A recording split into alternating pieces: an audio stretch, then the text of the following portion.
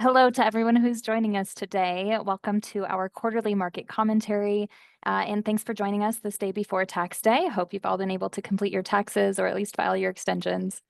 We are here today with our Chief Investment Officer at Trilogy Financial, Mike Serio. I am Caitlin Spain. I'm our product operations manager out here in Denver, and Mike is also based in Denver. Today, we're going to bring you some economic perspectives and market insights. So Mike will share, he'll spend some time sharing information about what's going on in the world right now and in the investment space. And then we'll have some time for questions as well.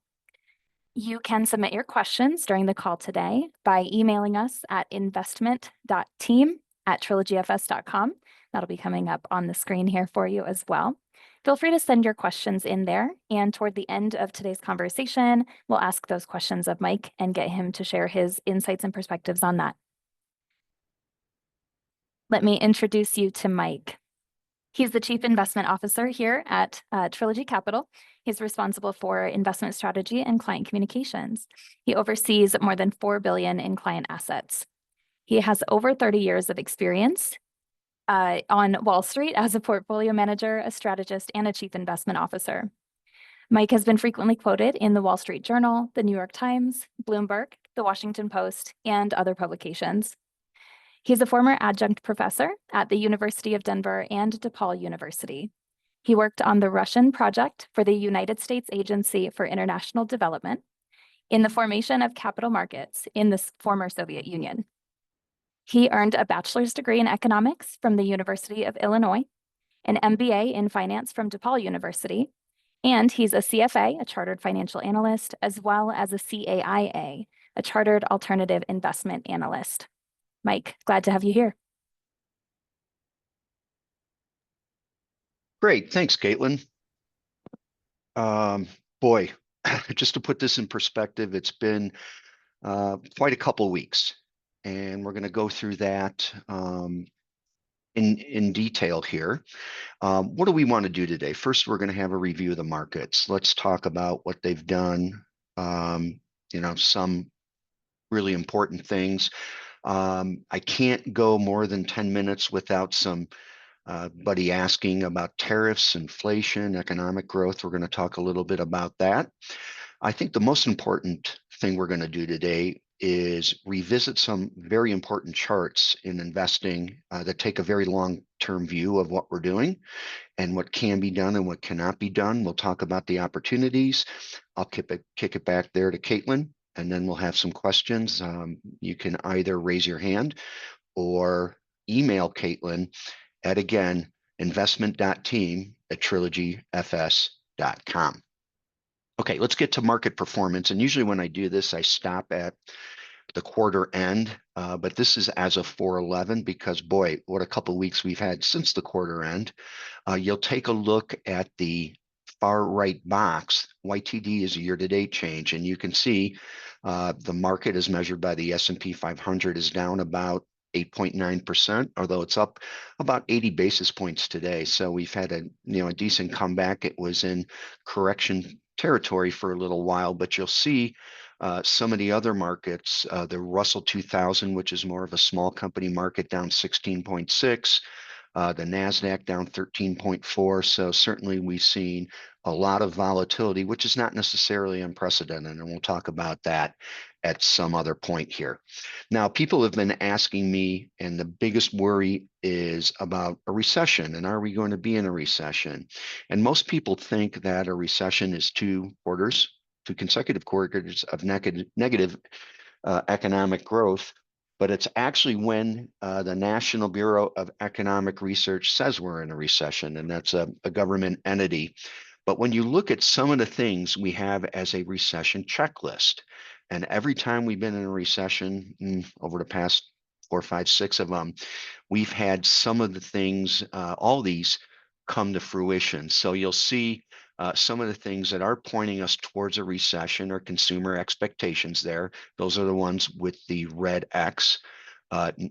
Institute of Supply Management new orders, the BAA spreads, I'll talk about that. That's what the market is demanding for lower rated debt and financial conditions. But you can see there's still 4 other things that have not checked the box as of yet.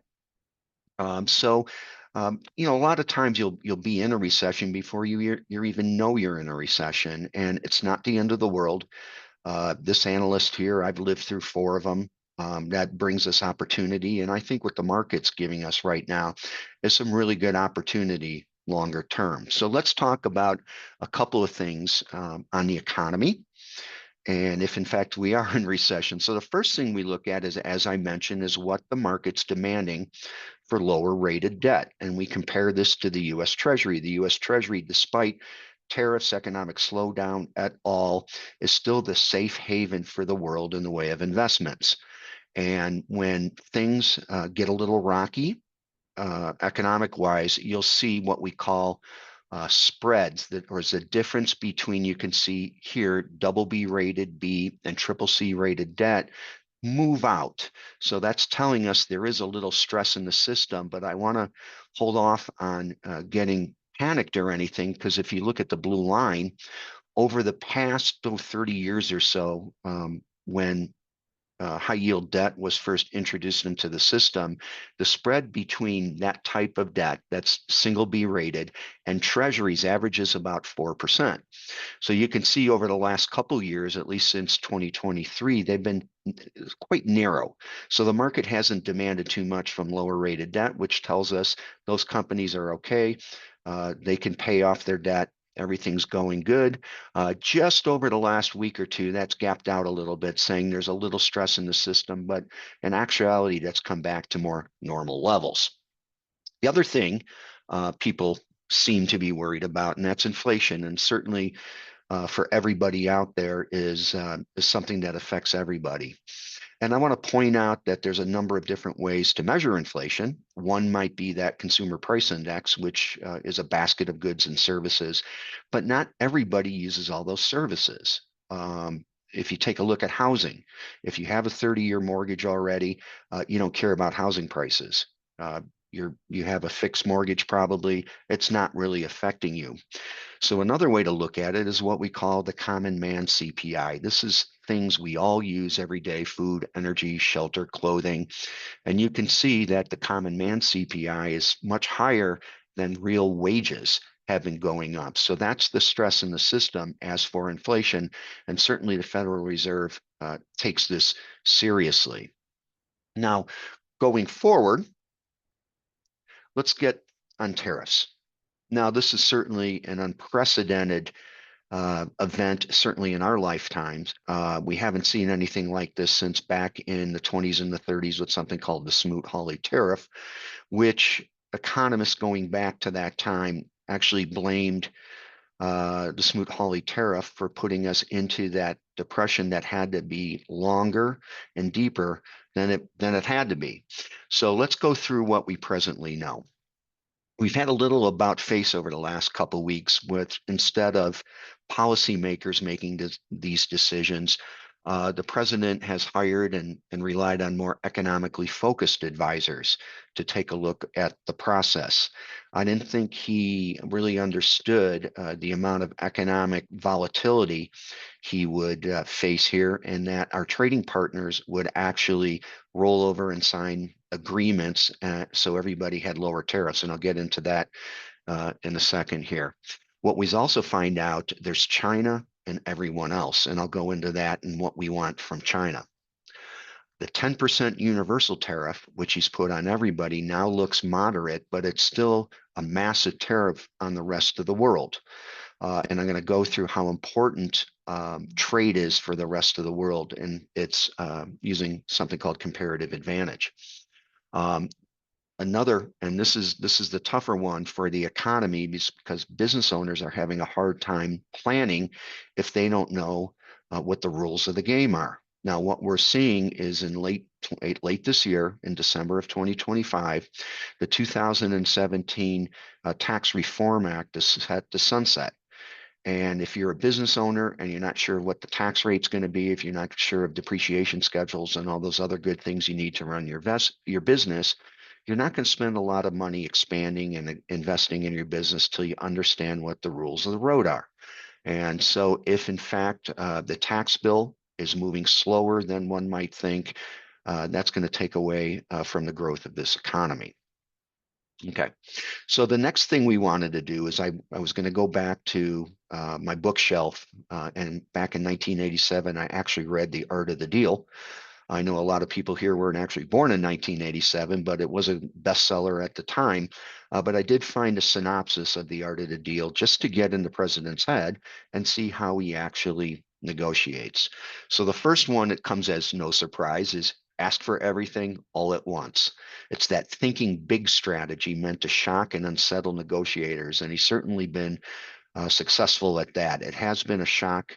There's a lot of things out there that came out much bigger and much bolder than we actually thought. But when you go to the next couple of them, you'll see total narrative spectrum dominance. A few things have dominated the media over the past couple of weeks than the tariffs situation. And yeah, he monopolizes public and media attention through, and I think everybody will agree with me here, somewhat outrageous statements. The next one, he wants to maximize leverage and apply pressure. You'll see tariff threats on Colombia, Mexico, and Canada were disproportionate. And what we also saw very quickly is those countries, along with Vietnam, along with Bangladesh, came to the table quite quickly, in fact, overnight, to want to renegotiate their tariffs because he wants to negotiate pragmatically. He's transactional and adaptable. And I think at the end of the day, he will know what's right for the country, what's right for the comedy for the country, and do the right thing, because what he's going to need are visible wins. He won't seek total victory, as the media might say, but his final deals are far often more moderate than rhetoric suggests. My feeling here is when you negotiate everything, you start way to one side, the other party starts way to the other side, and you meet somewhere in the middle.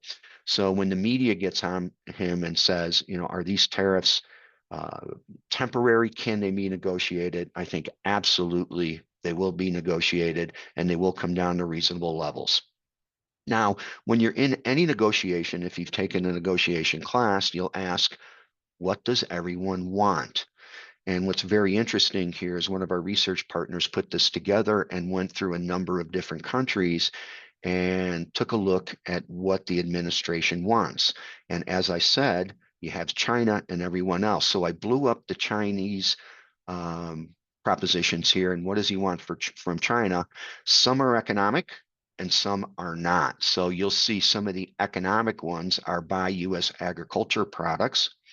There's something in economics called comparative advantages, and some of the things the United States is very good at, and other countries are not, would be technology and agriculture. And I'll get into agriculture in a second, but that's one of the things we do very, very well, much better than most other countries out there. So that's what we have in the way of comparative advantages, and we will trade what we do well with other countries, and they trade us what they do well. And in essence, 2 + 2 = 5. And I think actually Trump is more of a free trader than one might think. But what he wants is fair rules of the game. So you'll see some of the other ones. You'll see swap U.S. debt for what we call zero coupon bonds, pay tax on U.S. interest, and then a couple of the non-economic issues are going to be the big one is stop the flow of fentanyl through our country and address U.S. cyber attacks. So I talked about comparative advantage. Here is one of the things that does bother him a lot, and that's going back to agriculture. And these are the tariffs that the EU, the European Union, puts on our things in the way of agriculture that we sell them. So you'll see 60% on beef, you'll see approximately 50% on whey, almost 70% on butter. They're just not buying what we have to produce. And why he thinks this is an unfair trade advantage, because if you look at the blue line, those are the tariffs we had just a couple of weeks ago, on what they sold us. So you can see that certainly this field is not a level playing field, and all he wants is a more level playing field. Now, the other thing that's a real positive is a proposed deregulation out there in that environment. So I got this from The Economist, who is honestly no fan of this administration. But one of our big problems on the inflation front is that housing is becoming very expensive. And you'll see one of the reasons is architects and builders face long delays and high costs of getting projects approved. That needs to be deregulated. You'll see the labor market is highly regulated, and you have mandatory qualifications for some businesses like hairdressers, like nail salons, which need these people need to be licensed. It's expensive to be licensed. That get out and apply their trade, and what that has the effect of is reducing competition and raising prices for everyone. So one of the positives this administration is going to have is getting rid of some regulations that are actually stunting economic growth. Now, I talked about the classic charts we want to talk about. We've been through a correction, certainly, and I want to quote Peter Lynch. If you remember, Peter was one of the finest investors of all time, managing the Fidelity Magellan Fund. And he has said many times far more money has been lost by investors trying to anticipate corrections than lost in the corrections themselves. So what we did here at Trilogy is we put together 4 rules on market timing. A lot of people will say, and you'll go on CNBC or Fox Business News and they'll ask, what the market's going to do. And I'm going to show you, no one knows what the market's going to do. And it's very, very difficult to time these things. So the first rule in market timing is investors tend to see short-term volatility as the enemy. And as somebody who's been doing this over 30 years, I actually think short-term volatility gives us opportunities. And as Warren Buffett once said, when the market goes down, it's the only market in the world where when things go on sale, people panic. We actually think volatility is good to a certain extent in a number of different ways, as it sheds some of the excess from the system. Some of the companies that are pretenders instead of real companies. And it also gives us an opportunity to enter those investments in those companies at a much better price when things go down. The second one is, when do you get back in? Calling tops is hard enough to get back out, but as it says here, you have to make 2 correct decisions back to back, when to get out and when to get in. And I'm going to show you how difficult that is. Next one is, by going on the sidelines, you're not only going to miss a potential rebound, but all the potential growth that goes with it, which means you're experiencing the volatility of the stock market, but certainly if you're not in the market when it goes up, you're going to be losing on that. And we always say it's time in the market, not timing of the market. And then finally, we believe the wiser course of action is to review your plan with your advisor to make sure that the risk level you've chosen compensates you for the amount of return you're getting. And if in fact your plan is still the right plan and the right mix of assets. And you'll find that the models we run here encapsulate this type of volatility. And 9.5 times out of 10, the best course of action is to basically start buying a little bit on the dips, is what we do in our tactical portfolios, maybe shed some risk when things get high, and just monitor it and make sure you have the right asset mix. And you can do that by talking to your advisor. So let's get to some history here on market types of declines. And you can see this goes back to 1942. So it's a pretty robust set of data. So you'll see declines of 5% or more happen about 3 times a year. Let's go down to 10%. During my career, it happens about every 11 months, believe it or not. This going back to 1942, 10% declines happen every 16 months. And you can see way down there, bear markets, which are defined as 20% or more, happen about every 5.5 years and last just about a year. And I'll tell you, I've lived through a number of these. It's not the end of the world. Things do come back. And unless you're ready to bet against the United States of America, I wouldn't time these things. And this is how dramatic that timing is. So this is one that's put out just recently by our partners at LPL. This looks at 34 years of data, and that's certainly a robust set of data. This encapsulates, if I got the numbers right, about 8,500 trading days, plus or minus maybe 10 or 12. I may have missed some holidays there. But you'll look is that in January 1st of 1990, if you invested your money then, and then you came back through December 31st of 2024, you compounded your money at almost 10%. And that's a little higher than what our models are saying, but certainly that's been a pretty nice return over that time period. Now, this is when it gets tricky, and this shows the importance of not timing these markets, that if you go to the right and you miss just the 3 best days of those 8,500 days, that's a very small percentage. I'm not even going to put it in my calculator. It's significantly less than 0.001%. You might as well have been in a money market fund because you compounded your money at about 0.5% a year.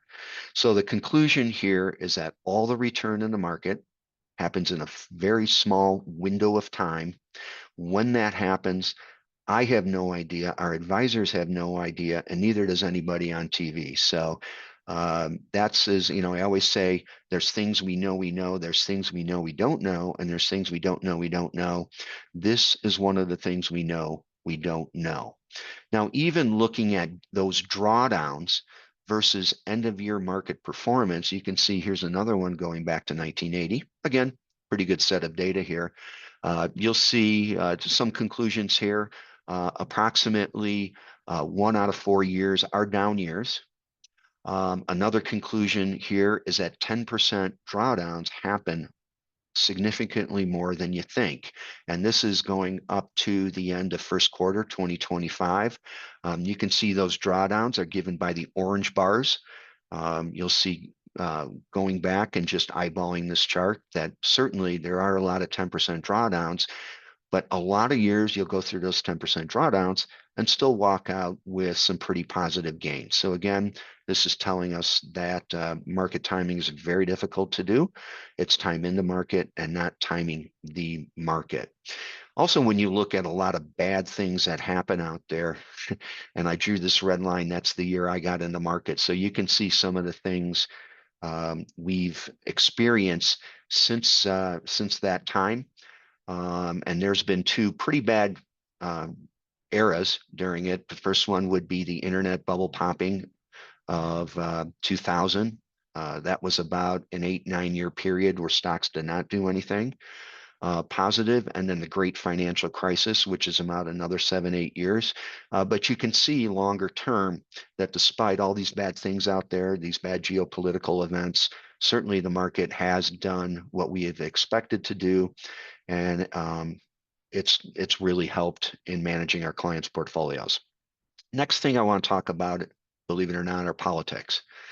And the conclusion here is you can see whether the administration's red, whether it's blue, over long periods of time, it really doesn't matter.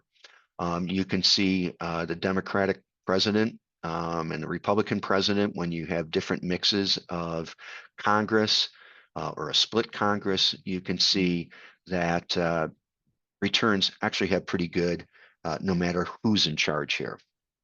And this brings us to another thing called policy uncertainty. And there's a group out there called policyuncertainty.com, and they can measure how uncertain things are. Now, we just talked about that. It's very difficult if you own a business to run that business if you're not certain of the tax rates and all those other things.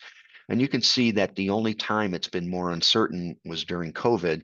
And this goes all the way back to 1985, but we have spiked up considerably here.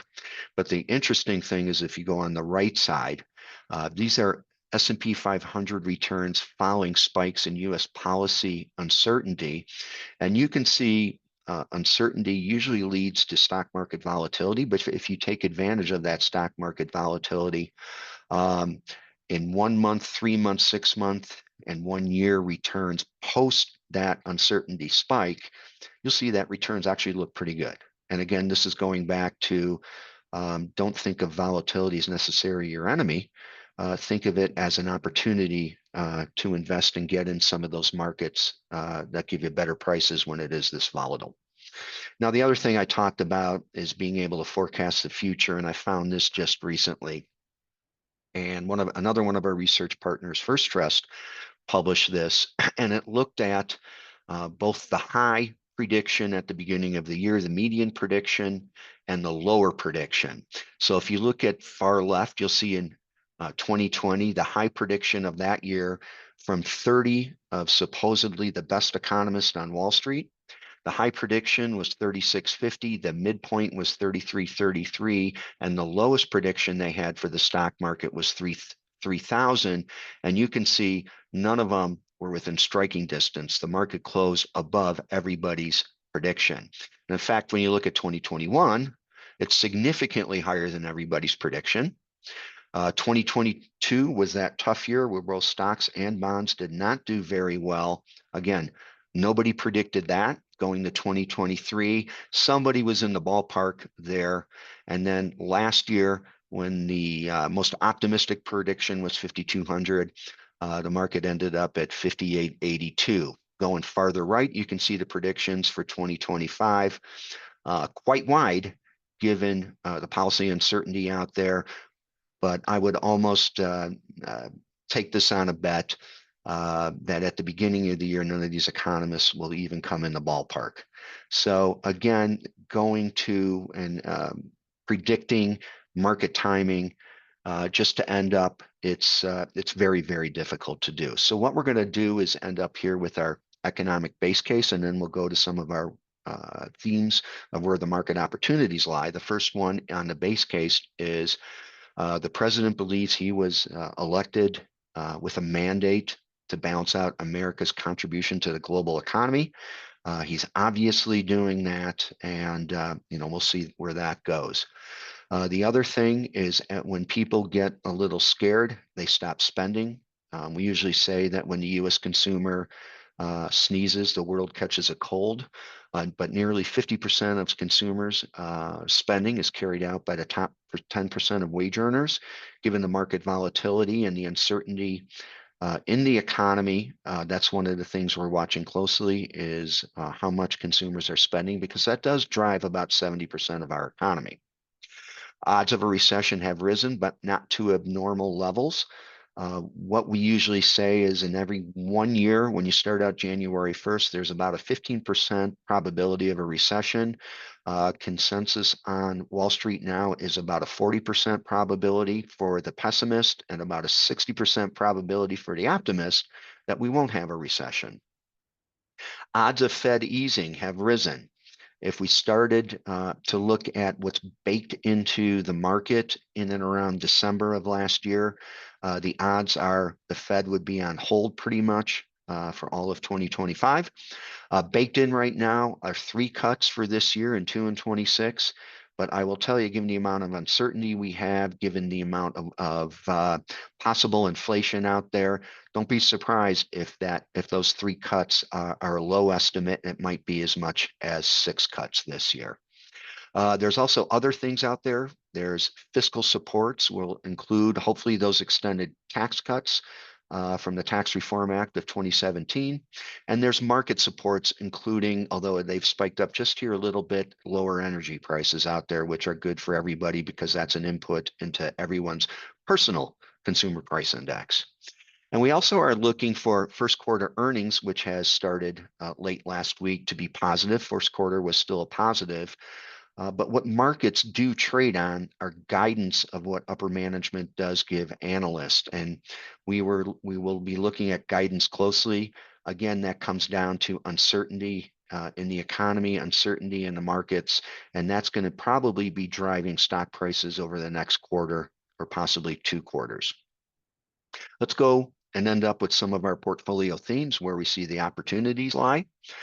We are neutral towards equities right now. Again, earnings are still positive. Inflation pressures are somewhat easing right now, but economic growth may be slowing. So we're going to be looking at that closely. We want to favor large stocks with stronger balance sheets and earnings power to make that makes them much more preferable over small companies who can't fund their debt very long. What we're seeing is some of, as they're rolling over their debt in the small market, they're having a hard time doing that at reasonable prices. So we are underweighted small cap stocks. We like US stocks preferred. I know China's been on a tear recently, but the fundamentals in China haven't changed too much because what's driving that market in the long term are demographics. They're not having babies there, and that's working against them. Certainly, the uncertainty around tariffs does not help things, but we're still staying away from most emerging markets. In fixed income, we're focusing on quality and income generation. Unlike 2 or 3 years ago, when rates were that low, what we say is the efficacy of fixed income and diversifying portfolios is back. When you get the 10-year trading in and around 4%, that's some room there for some hedging and some risk reduction of your portfolio. And then we're selectively looking at alternatives, specifically middle market private equity, income producing real estate, infrastructure, which is going to take advantage of that deglobalization that tariffs will probably bring, and then private credit. And then in our tactical portfolios, we are overweighted in utilities, which is one of the few areas of the market that are actually up this year. We're very happy we did that. Industrials, which is again going to take advantage of the deglobalization of the world. And if we are going to be building more property, plant, and equipment here in the United States, the industrial companies will be beneficiaries of that. Longer term, if in fact interest rates do rise due to government spending, we like companies that can self-fund without wading into the capital markets. And then certainly not necessarily the AI companies, but the AI beneficiaries, those companies that are going to be beneficiaries of some of these great things that are going on in AI, and to be able to make them much more productive. So as you know, we've been doing this now, I don't know, for about 8, 9 months, these quarterly topics. And what I always like to do is end up on some positive things. And when you look at ourworldindata.org, it's a great website, and it looks at data from all over the world. And I'll tell you, despite everything that's going on, if you look in the upper left, the child mortality rate has never been this low. Life expectancy has never been this high. Literacy rates have never been this high. And our ability to feed the world, the yields of staple crops have never been this high. And what I've noticed in the 30+ years in this business is that optimistic clients and optimistic people make much more money and are much happier than pessimistic people.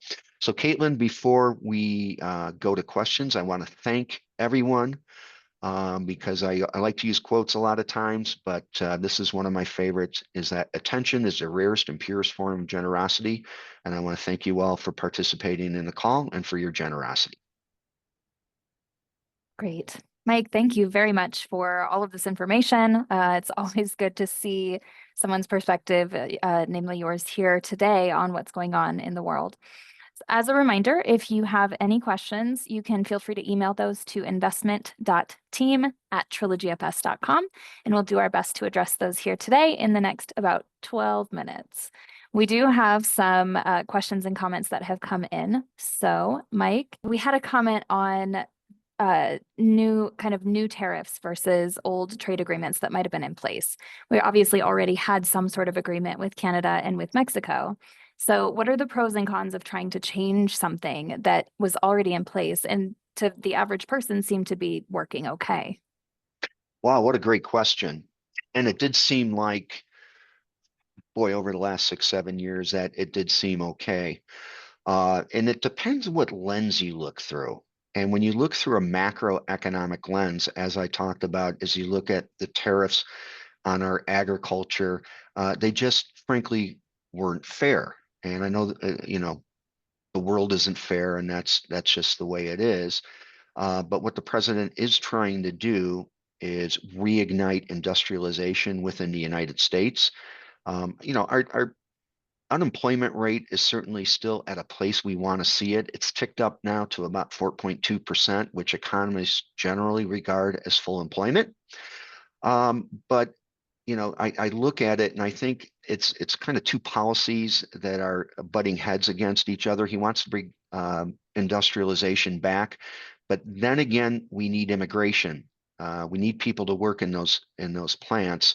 And I think what he wants to do is not necessarily stop immigration, but have the right immigration, is have people legal and paying taxes and rather than illegal. And I hope that answered the question. Yeah, thank you, Mike. As kind of a follow-up to that, what are we looking at in terms of impact from potential lost business due to the increased tariffs within international borders?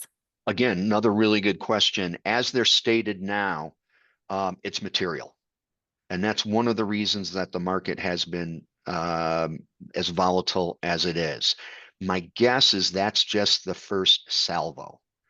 Okay, that's what he's looking at now. Over the past 30 years, what we know in economics is that capital moves to where labor is the cheapest. So over those 30 years, there's been a number of things produced by China for the simple fact that their people make significantly less than what we make here in the United States.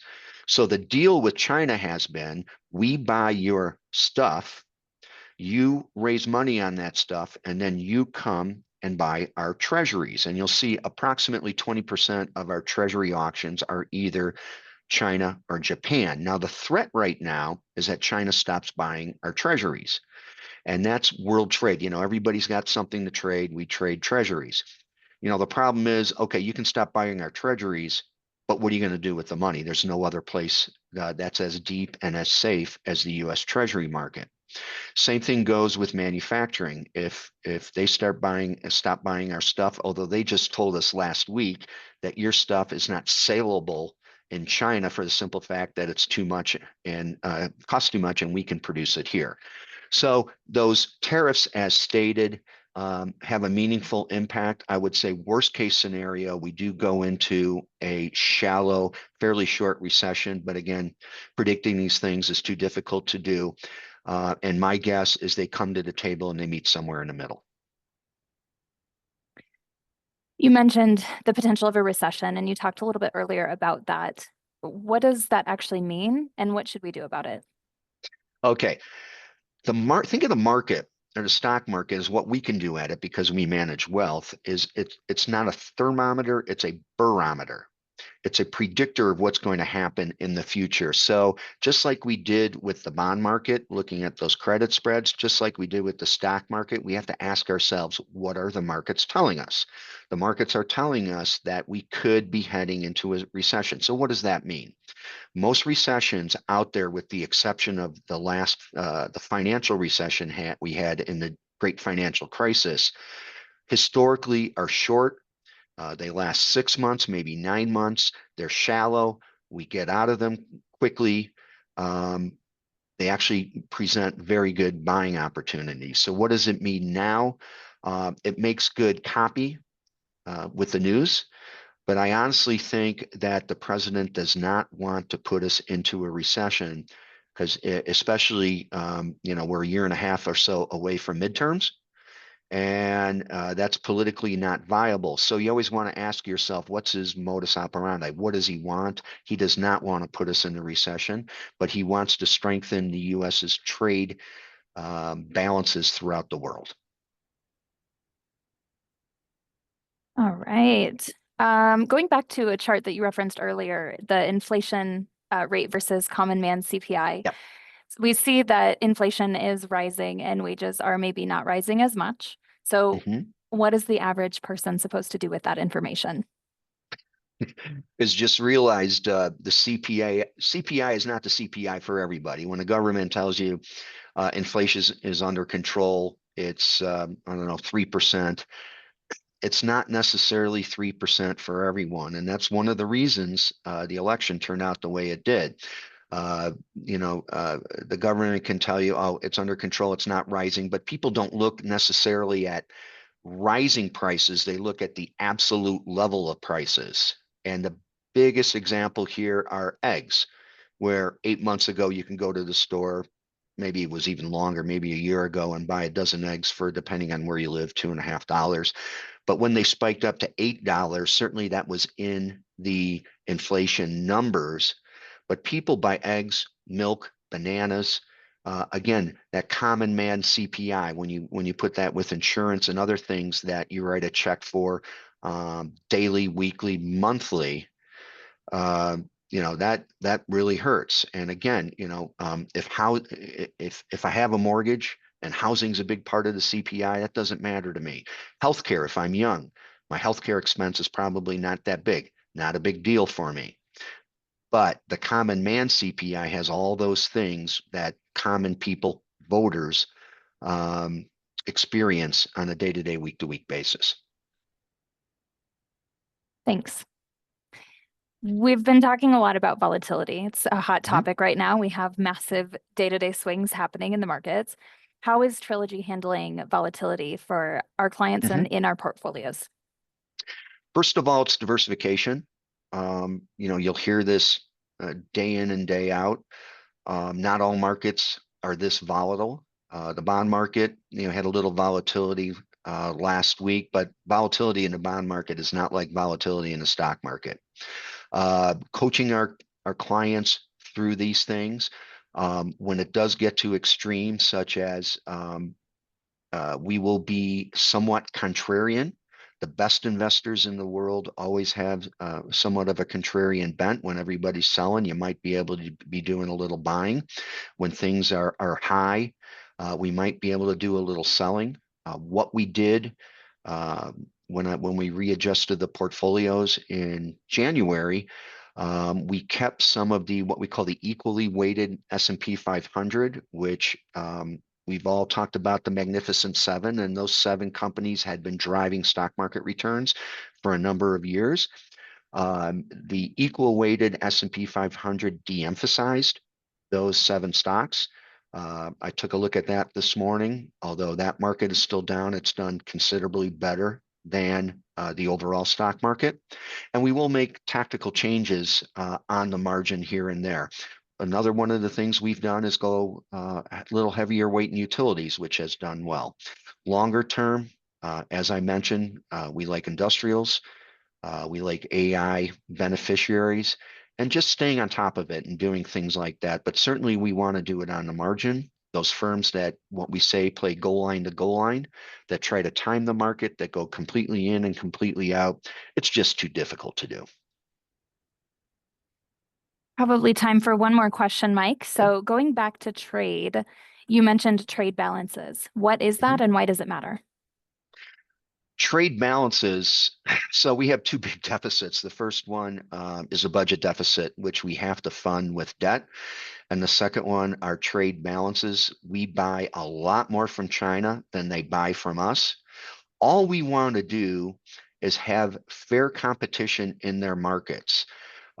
They import very little from us, partly because of the tariffs, partly because a lot of our prices are too high for them, but they just want a level playing field. And which is why I've been saying Trump is probably more of a free trader than one might think. A lot of economists think the government's job is just to be the referee of the game, is to enforce the rules. And in fact, we sell into the EU and they have a 70% tariff on beef, and we are the best beef producers in the world and they won't buy our beef. Well, that's unfair. And that's where trade balances go wrong. As you probably know, most economists, when I taught, you mentioned I did teach at DePaul University. I taught economics there, and it was always, using an example of Brazil. Brazil is really good at growing coffee. We are really good at computers and technology. Brazil shouldn't produce technology. We shouldn't grow coffee. They should grow coffee. We should trade computers with them. And in that case, 2 + 2 = 6. Brazil's wealthier because they have a market for their coffee. We're wealthier because we have another market for our computers.